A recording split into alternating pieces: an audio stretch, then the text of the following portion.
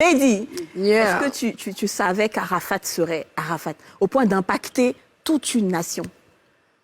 Ben, je m'y attendais pas. Ouais. Parce que c'est vrai que quand je le dis, parce que c'est ma vie, j'ai eu mes enfants dans un foyer. Et je me rappelais que quand il était bébé, il pleurait beaucoup. Donc son papa, père, son âme, feu Pierre, qu'est-ce qu'il faisait? Il prend des baffes et il met la musique, mais forte.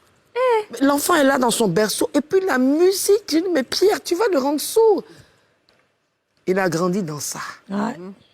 Et à chaque fois qu'il pleurait, qu'on met la musique, il se taisait. Il dit, je dis, ça, c'est mon remplaçant qui est là. Et moi, il y avait autre chose aussi qui était là quand je faisais mes vocalismes. Parce que je chantais dans un piano-bar de la place au plateau. Ok. Je ne dirais pas le nom.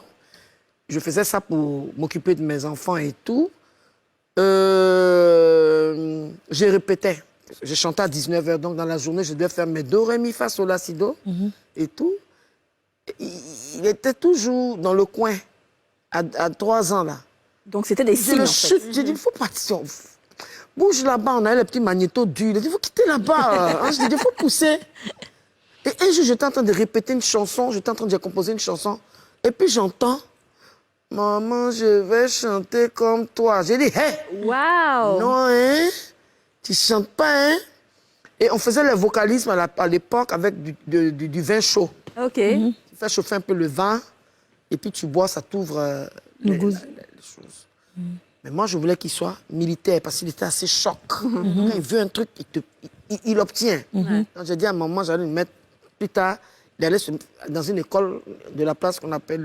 PMPT? PMPT. Ouais, c'est ça. c'est ça.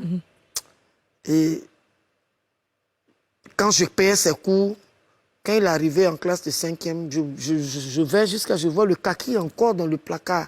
Il dit, mais je t'ai acheté tes kakis, mais l'année dernière, là, je vais donner aux voisins. Ouais. Et puis, il est mort, tes kakis, là, moi, c'est pas dedans, hein. Donc en fait, il avait choisi sa voie, on va dire. Tu n'es pas dedans, donc tu es dans quoi? Il était dans la musique. Non, il m'a pas dit qu'il était dans la musique, il dit, tu es dans quoi? Tu vas me sentir, tu vas me dire dans quoi tu es, là. D'accord, alors je vais sauter l'étape et aller directement à la base où il est devenu star. Alors, aujourd'hui, est-ce qu'il y avait des avantages réels, comme elles l'ont dit, hein, des avantages à être la maman de Arafat DJ? Le fait qu'il soit devenu star, d'abord, moi, je ne savais pas. Je ne voulais pas. Ok. Et un après-midi, j'ai une amie qui est venue me chercher, elle me dit à Yopougon quelque part, j'ai une surprise pour toi. On y va. Et on rentre dans le coin, il était 15h.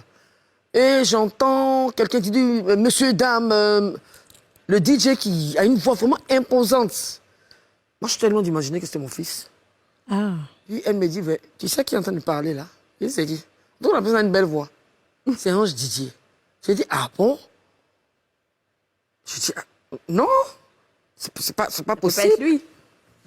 Et comme ça, quand il m'a vu, il voulait se cacher. J'ai dit, viens ici. C'est toi qui as parlé comme ça là? Il dit, oui, maman. Et je l'ai encouragé, mais je n'étais pas contente au fond parce que je savais déjà que moi, étant chanteuse, la cruauté avait déjà commencé à mon égard. Ouais. J'imagine. Et après, j'étais en train de faire la cuisine et puis sa grande soeur m'appelle, maman, Didier est en train de danser à tempo. Je dis, quoi? Depuis qu'il sait danser. J'ai dansé. Alors, Tina...